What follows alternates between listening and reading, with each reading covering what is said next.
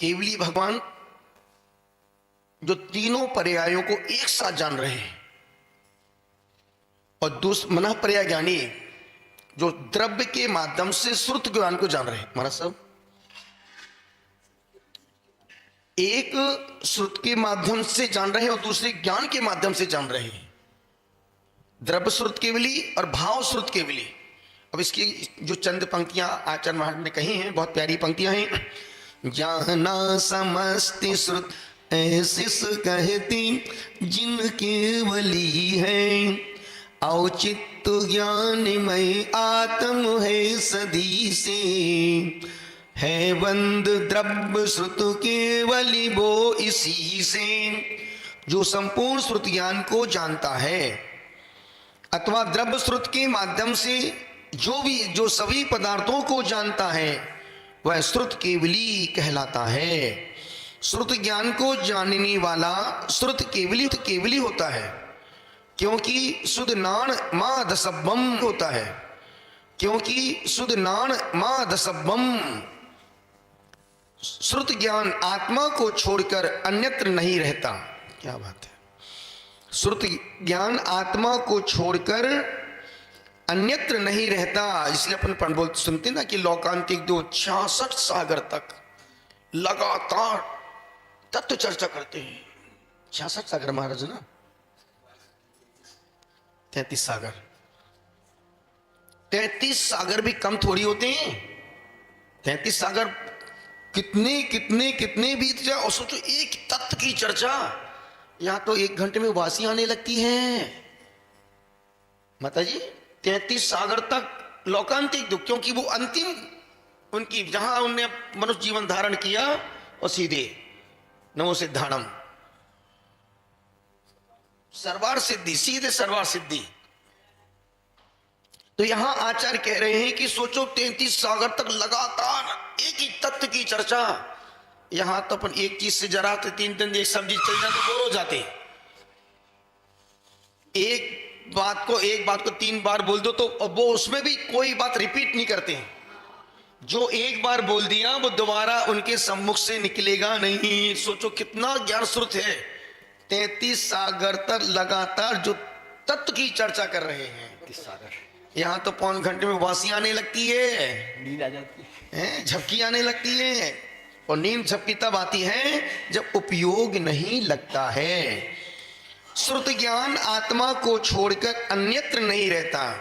पर हमने 2 ही साधु को देखा जो तत्व के अलावा दूसरी बात नहीं। एक तो संभव सागर, जो हमने खुद देखा भाई, हमारा सामने तो बहुत देखा होगा हमने तो। संभव सागर जी, सिर्फ तत्व की बात करना हो तो मेरा मौन खुला है, नहीं तो मेरा मौन है। और ज्ञानमती माता जी 3 महीने साथ में रहे माता जी के, पर कभी नहीं सुना कि माता जी पंचायत कर रही हो, कपलक कुछ नहीं। सिर्फ तत्व की बात होगी तो ही माता जी का मुंह खुलता है, नहीं तो बस बैठे अपनी बाकी बातें चंदनमती से करो, ज्ञानमती से ज्ञान की बातें करो, चंदनमती से विस्तार की बातें करो। संभव सागर जी से तत्व की चर्चा और चैतन्यमती से तीर्थ की चर्चा। अतः जो आत्म संवित्ति और परि की परिचित्ति को विषय करने वाला होता है, अतः जो आत्म संवित्ति और परि की परिचिति को विषय करने वाला होता है, वह द्रव्य श्रुत केवली होता है। उक्त गाथा में निश्चय श्रुत केवली के लक्षण में बतलाया था। जो श्रुत ज्ञान के द्वारा आत्मा को जानता है, लेकिन इस गाथा में व्यवहार श्रुत केवली के लक्षण में यह स्पष्ट किया है कि श्रुत ज्ञान आत्मा को छोड़कर अन्य किसी द्रव्य में नहीं पाया जाता। श्रुत ज्ञान का मतलब सिर्फ जिनवाणी, सिर्फ जिनवाणी। श्रुति मतलब 11-14 पूर्व की सिर्फ, बाकी सुनने से श्रुत ज्ञान नहीं है। इसीलिए यह मात्र आत्मा को ना जानकर उस समय द्रव्य श्रुत केवली तो हो सकते हैं, किंतु आत्म तत्व के ज्ञाता एवं श्रद्धानी होते ही अनुभव करता या भाव श्रुत केवली नहीं होते। कितनी अच्छी बात। आत्म तत्व के ज्ञाता एवं गणधर परमेष्टि जिस समय उपदेश देते हैं उस समय द्रव्य स्रोत केवली तो हो सकती हैं, किंतु आत्म तत्व के ज्ञाता एवं श्रद्धानी होते हुए भी अनुभव करता या भाव श्रुत केवली नहीं होते, क्योंकि अब समूह तो मना पर ज्ञानी भी बैठते हैं, हमारा साहब समूह शरण में तो मना पर ज्ञानी भी बैठते हैं। इसमें एक बात समझ में नहीं आई, गणधर परमेष्ठी जिस समय उपदेश देते हैं उस समय द्रव्य स्रोत केवली तो हो सकते हैं, किंतु आत्म तत्व के ज्ञाता एवं श्रद्धानी होती हुई भी अनुभव करते हैं भाव स्रोत केवली नहीं होते, क्योंकि जिस समय श्रुत ज्ञान के माध्यम से उपदेश दिया जाता है उस समय निर्विकल्प समाधि की अवस्था नहीं होती। आहार विहार आदि किसी भी प्रवृत्ति के समय रत्नत्र होते हुए भी आत्मा का सर, क्या बात है, एक लाइन में पूरा समाधान हो गया। कितनी अच्छी बात कहते हो माता जी। आहार विहार आदि किसी भी प्रवृत्ति के समय रत्नत्रय होते हुए भी आत्मा का श्रद्धान होने के बाद भी आत्मानुभूति के योग निर्विकल्प समाधि की दशा नहीं रहती है, क्योंकि वो प्रवृत्ति की क्रिया, आहार की क्रिया है, अतः आहार की क्रिया है। अतः श्रुत ज्ञान के द्वारा आत्म संवित्ति नहीं होती। श्रद्धान होना अलग बात है, अनुभूति होना अलग बात है। कुछ स्वाध्याय करने वाले यह समझते हैं कि अप्रमत्त अवस्था ध्यानात्मक ही होती है, ऐसा नहीं है। अप्रमत्त गुणस्थान निवृत्ति और प्रवृत्ति दोनों अवस्थाओं में होता है। प्रवृत्त्यात्मक अप्रमत्त गुणस्थान को कैसे समझें, प्रश्न किया।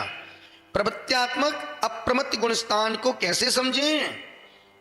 जैसे कोई मुनिराज ऐषणा समिति पूर्वक आहार कर रहे हैं, जब मुनिराज शोधन करते हैं तब उनकी अप्रमत्त दशा मानी जाती है, और जब श्रावक के समक्ष गिरास लेने के लिए हेतु अंजलि खोलते हैं तब आहार संज्ञा के प्रतीक रूप में प्रमत्त गुणस्थान माना जाएगा। और गुरुदेव हमेशा बोलते थे जब शोधन क्रिया हो रही है अप्रमत्त, और जहां मुंह में रखा प्रमत्त,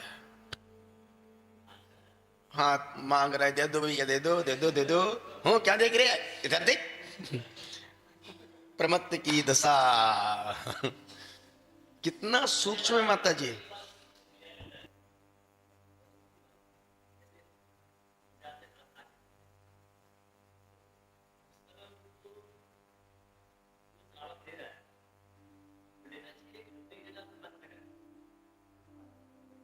अपन बोलते ना मुनि की गोचरी वृत्ति।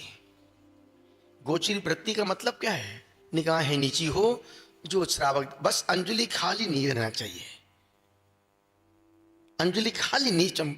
इस क्रिया में तो बहुत बहुत बहुत, अब विश्व सागर जी का हार देखो आप, जो दे रहा है ले रहे हैं। दाल चल रही है आने दो, कड़ी चल रही है आने दो, सब्जी दे, रोटी पड़ी, जो दे रहे, मीठा भी दे दिया आने दो।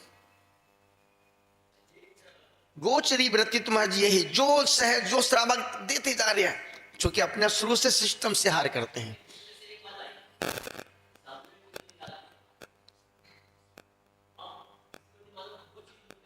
तो अब उसमें अपन अंगली बंद कर सकते ना, जब मुझे पता है हमने ककड़ी मुझे निकाल दी, वो दे रहा है, नहीं ले, सीधी सीधी बात है। लेने में हम स्वतंत्र हैं, देने वाला परतंत्र है। अब वो दे रहा है, हम ले नहीं ले, हमारी मर्जी है। यदि मेरा त्याग है, हमने वो चीज पदार्थ निकाल दिया है, नहीं लेना, और जो अनुकूल है ला भाई।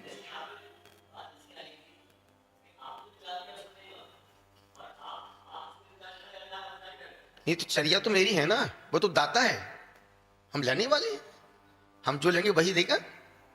वो कुछ भी उठा सकता है, हम लेने को स्वतंत्र है ना। क्या सोचेंगे?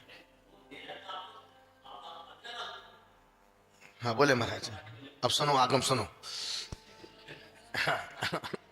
जो लेने योग्य, अपने लेने योग्य पदार्थ है वो लेगा, त्याज्य पदार्थ को नहीं लेगा। मान लो अपन ने नहीं भी निकाला, कोई अंदर से ऐसा ले आया जो अपने को नहीं लेना है, तो उसे नहीं लेंगे। गृहस्थ दे ही रहा है, ये मुनि के लिए लेना आवश्यक नहीं है, उसकी चर्या नियम के और विधि के भी अनुकूल। अब मान लो कड़ी चल रही है और आपने उसमें कोई दूसरी चीज़ मिला ली, उसमें दूध थोड़ी चलेगा कढ़ाई के संग, बेसन की चीज चल रही तो उसमें थोड़ी चलेगी। अभी हमने जूस लिया, आप उसके ऊपर पानी पिलाने लोगे तो हम पानी थोड़ी पियेंगे, या पानी के ऊपर आप जूस देने लोगे तो हम थोड़ी ले लेंगे। शरीर के लिए हानिकर है, वैसे हम हानिकर है तब भी हम ले लें। तो अपनी विधि के अनुकूल उसकी क्या आहार लेने की विधि है, मुनि को ये भी ध्यान रखना है कि हमें क्या विधि है। अब शुरू में यार आप मिर्च की चीज़ रख दो तो 24 घंटे से तो खाया नहीं, एसिड बन रहा, मिर्च की चीज़ और खा लो तो वो क्या होगा, अभी उल्टी और हो जाएगी और कुछ नहीं होगा।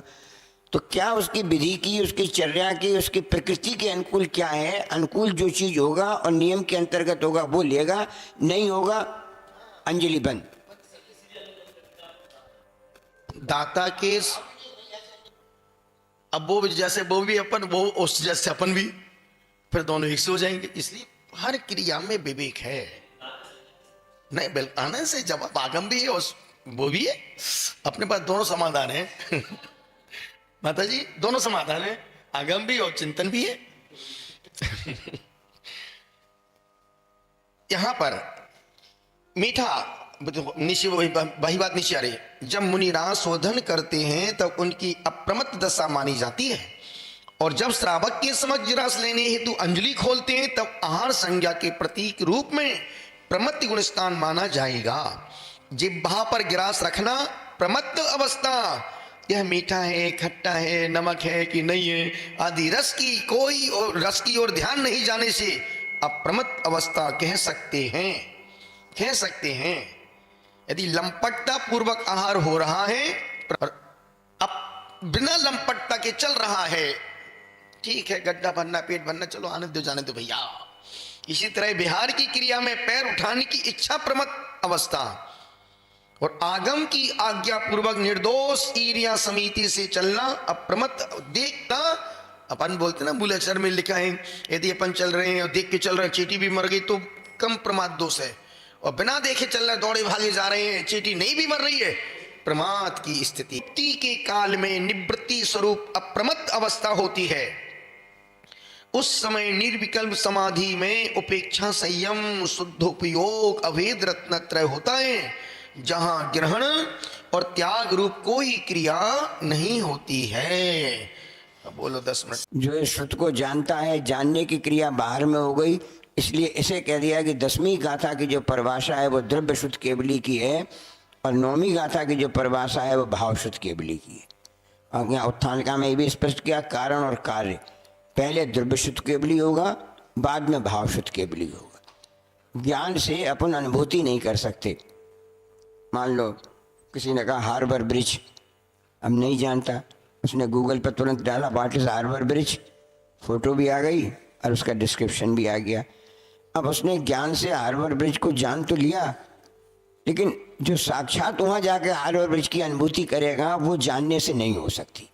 एक उनको नजर, शास्त्र पढ़ने से आत्मा का जो ज्ञान होता है, वो आत्मा की अनुभूति नहीं है, आत्मा का ज्ञान तो हो रहा है, लेकिन जब कोई निर्विकल्प समाधि में बैठेगा, और निर्विकल्प समाधि में मैंने स्पष्ट लिख दिया है प्रवृत्ति रूप कोई क्रिया नहीं होगी।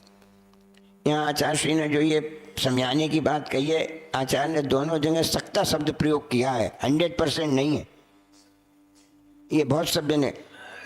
जब आहार का शोधन भी कर रहा है, आचार्य ने लिखा हाथ पसारे वो तो प्रवृत्ति है ही, लेकिन शोधन करते समय भी 100% नहीं, क्योंकि वो भी निवृत्त प्रवृत्ति क्रिया है, अपन साध रहे हैं, लेकिन उस समय लेते हुए भी अपने परिणाम आत्मा में ऐसा करना, ये आहार करना मेरी क्रिया नहीं है, ये भी कर्मोदय जनित है, असाता वेदनीय कर्म का उदय है, इसलिए आहार को लेना पड़ रहा है।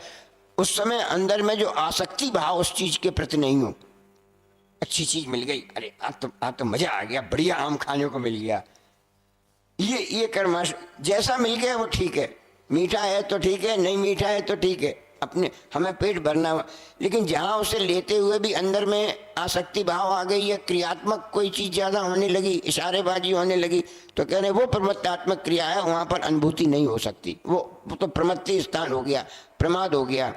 आहार करते समय एक अच्छा दृष्टांत शास्त्रों में आया, एक मुनिराज को खीर बहुत पसंद थी, पत्नी चौके में थी, उन्होंने कह दिया कल खीर बना लेना। पत्नी ने बना ली खीर, ले भी आए सामने, हृदय भी बोल दी, जिस समय बर्तन उठाया तो अभी ठीक थी, जैसे ही देने लगे तैसे ही उन मुनिराजों को ये विकल्प हो गया, देखो हम मूल पद में हैं, हमने कितनी अपनी क्रिया गलत की, कल इससे कहा कि खीर बना लेना, ये हमारा काम नहीं था, हम देख के भी प्रसन्न हो रहे हैं, अंजलि छोड़ दी, अब लेने ही नहीं आहार। ये होती है कि आहार की क्रिया करते समय भी परिणाम अंदर से इतने निर्मल हो गए, इतनी विशुद्धि हो गई, अपने ऊपर इतना दोष हो गया कि नहीं हमें ऐसा नहीं करना था और हमने किया, तो ये जो चिंतन आया वो चिंतन उस समय अप्रमत्त है होते हुए भी। तो इसलिए ऐसा इस प्रकार से समझ सकते हैं। मूल बात यह है कि अपने को हर चीज में से निवृत्ति निकालने का काम है। अभी व्यवहार में अपनी प्रवृत्ति तो बहुत ज्यादा हो रही है, लेकिन उससे अपन ने कितना निवृत्ति रूप अंगीकार कर पाया, ये सोचने की जरूरत है। 5 महीने हमने प्रवृत्ति रूप इतना कार्य किया, उससे हमें निवृत्ति रूप धर्म कितना मिला। और इसमें अभी अपने को जनरल विवेक या जनरल बिहेवियर की बहुत इसलिए लगती है ऊंची बात तो बहुत है। अभी आज तो सबने रोज 2-4 लोग जब परिक्रमा होती है उल्टी लगाते हैं। आज राष्ट्र ने सारा करके भी कहा ये भी उल्टी लगा रहा था, और सारे तो इतनी ज्ञान नहीं कि अपने को घूमना है तो कैसे घूमना है, अपने को बैठना है तो कैसे बैठना है। वहाँ आएंगे गेट खुले छोड़े आएंगे, वो भैया जी पीछे बैठे हैं, वो कम से कम 10 बार गेट बंद करते हैं। आए बंद भी किया तो इतना बंद किया खुली रह गई। यानी अपन ये प्रमाद की अवस्था है। कोई कार्य को अपने को कैसे संपन्न करना है ये अपने को पूरा विवेक। शास्त्रों में ये लिखा है गवासन से नमस्कार करना चाहिए, ये नहीं लिखा है कि महिलाओं को गवासन से नमस्कार, गवासन से पंचांग नमस्कार करना चाहिए। अपन जो ये उठे उठे पीछे से करते हैं अविधि है, माइनस मार्किंग हो रही। ऐसे बिल्कुल नीचे बैठो, दोनों घुटने, दोनों हाथ, मस्तिष्क, 5 अंग, पंचांग का मतलब है ये 5 अंग जमीन से छूने चाहिए। आपने ऐसे से झुका लिया, थोड़े झुक के झुका लिया, नीचे बैठ गए। और गवासन से ही लिखा है, जैसे गाय बैठती है, गाय ऐसे उठ के करके नहीं, गवासन का मतलब गाय की तरह गव्यासन, गाय जैसे अपना आसन करती है ऐसे पैर करके बैठती है, ऐसे बैठना चाहिए। और यहाँ तक लिखा है कि पैर सीधे तरफ ले जाना चाहिए, इस तरफ पैर नहीं। शास्त्र में सब लिखा है, शाब्काचार एक बार पढ़ो। और ये जो समय सार की बात है ये तो इतनी अधिक ऊंची बात है, अपने को अभी क्रियात्मक ही अनुभव नहीं है, प्रैक्टिकल है ही नहीं। कैसे बैठना, कैसे उठना, कैसे बोलना, कैसे खाना, कैसे क्रिया करना। पहले प्रवृत्ति तो सही हो, अभी तो प्रवृत्ति गलत है। गलत प्रवृत्ति सही प्रवृत्ति हो, अशुभ प्रवृत्ति से शुभ प्रवृत्ति में आओ, और फिर शुभ प्रवृत्ति के बाद निवृत्ति जाओ। नहीं, अब तो हमें केवल बैठ ही जाना है। इसमें लिखा ना गुप्ती, गुप्ती जो हम बैठ जाओ ये गुप्ती है। अब कल ही सामायिक गुप्ती का काल है, बोलना ही नहीं, शरीर हिलाना ही नहीं, मन में कुछ सोचना ही नहीं। मनोगुप्ती तो बहुत दूर है, अभी वचन को पूरी नहीं होती ईमानदारी से, बीच में बोली जाना पड़ता है, उठाना ही पड़ना है, कुछ करना ही पड़ता है। आचार्य कहते हैं ये जो उस समय सामायिक के काल में भी क्रिया हो रही है ये निश्चित रूप से अशुभ आश्रम का कारण है। तो आचार्य कह रहे पहले उठे जाप देने बैठो तो बिल्कुल जाप में तल्लीनता। यहाँ उसी की बात चल रही है, द्रव्य शुद्ध केवली और भाव शुद्ध केवली। जब द्रव्य शुद्ध केवली पूरे शुद्ध को जानने वाले गणधर भी इसमें आए ना, जिस समय गणधर भगवान उपदेश दे रहे हैं उस समय वह द्रव्य शुद्ध केवली है, भाव शुद्ध केवली नहीं है। क्योंकि बोलने की क्रिया हो रही है, अंदर से सोच रहे हैं हम क्या उपदेश दें, क्या बोलें, अंदर से भी चिंतन चल रहा है, बाहर से शब्द भी हो रहे हैं, इशारा भी हाथ का भी करना पड़ रहा है, कुछ करना पड़ रहा है। तो ये कह रहे हैं जिस प्रकार आत्मा का उपदेश देते हुए भी उस समय द्रव्य शुद्ध की अवस्था है, वहाँ भाव शुद्ध नहीं है। भाव शुद्ध तो तब होगा जब गणधर भगवान भी बिल्कुल निश्चल होकर बैठ जाएंगे और फिर अपने द्रव्य शुद्ध के द्वारा जो कुछ जाना उसे अंदर में चिंतन करेंगे और उसकी जब अनुभूति करेंगे। अपन सोचें बहुत सी चीज, नींबू खट्टा है, आप बैठ कर करो, अनुभूति करो नींबू खट्टा है, नींबू खट्टा है, देखो आप जीभ में खटास महसूस होने लगेगी सोचते सोचते। चखा है इस, अब चखा क्या, वही कह रहे हैं कि जिसने शास्त्र के द्वारा आत्मा को जाना है पहले, वो जब ऐसे बैठेगा तब उसे समझ में आएगा आत्मा अरूपी है, आत्मा शुद्ध है, आत्मा बुद्ध है, आत्मा द्रव्यमल से रहित है, आत्मा भाव कर्म से रहित है, आत्मा नो कर्म से रहित है, आत्मा का गति नहीं है, आत्मा का कोई आकार नहीं है, आत्मा को देखा नहीं जा सकता, आत्मा को छुआ नहीं जा सकता, कभी जन्मती नहीं, आत्मा कभी मरती नहीं। ये सब जितने नाना प्रकार के आत्मा के गुणों को द्रव्य शुद्ध के द्वारा जाना है, उस समय जब वो बैठ जाए तब इन चीजों को महसूस करे।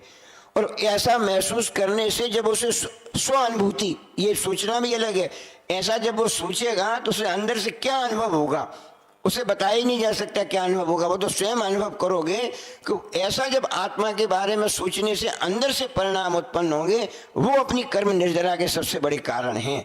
इसलिए यहाँ इस बात पे बहुत दिया है, व्यवहार के बाद अपन निश्चय चारित्र की ओर बढ़ें, व्यवहार क्रियाओं के बाद निश्चय क्रिया की ओर बढ़ें, प्रवृत्ति के बाद निवृत्ति की ओर बढ़ें। जब तक ये जीवन में नहीं आएगा तब तक पूरा फल प्राप्त होने वाला नहीं।